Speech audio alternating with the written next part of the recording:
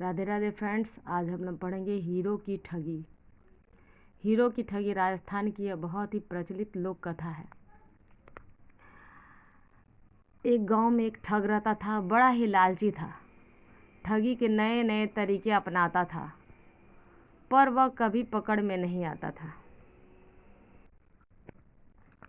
एक बार वह जौहरी का वेश बनाकर एक सेठ के पास गया और उसे कीमती हीरा दिखाया।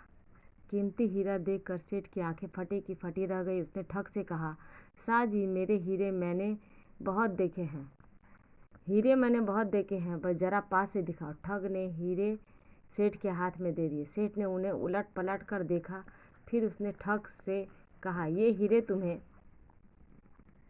कहाँ से मिले? ये तो सब नकली है, किसी ने तुम्हें धोखा दिया है। यह सुनते ही जौहरी बना ठग क्रोध से बोला, सेठ जी, ऐसे हीरे आपको कहीं नहीं मिलेंगे। मैं असली 7 पुश्तों से, ये सभी असली है और 7 पुश्तों से हमारे घर में है। सेठ अपनी बात पर अड़ा रहा। ठगी अपनी बात पर तैस में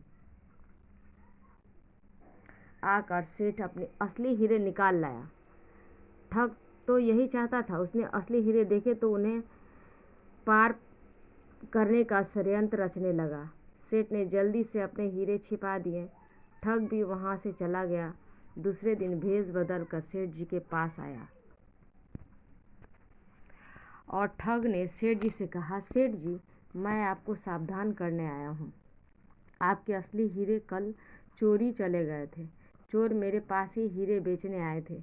यह बात सुनते ही सेठ जी के होश उड़ गए। उन्होंने मन ही मन सोचा कि मैंने तो आपके हीरे बड़े संभाल के रखे हैं, फिर ये चोरी कैसे हो गए?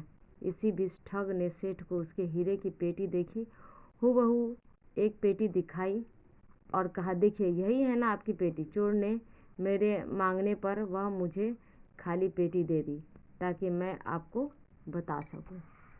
सेठ पसीने से तरबतर हो गए। दौड़ कर वह अपनी पेटी लेने पहुंचा।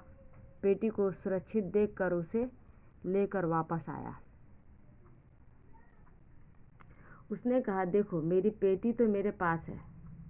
इसी बीच ठग ने अपनी जेब में रखा हुआ एक बिच्छू निकाल लिया, उसे सेठ के ऊपर फेंक दिया। डर के मारे सेठ बिदक गया। इसी बीच ठग ने सेठ की पेटी से अपनी पेटी बदल ली। कीमती हीरे लेकर वह 9-2-11 हो गया। ठग हीरो की पेटी लेकर एक जौहरी के पास गया।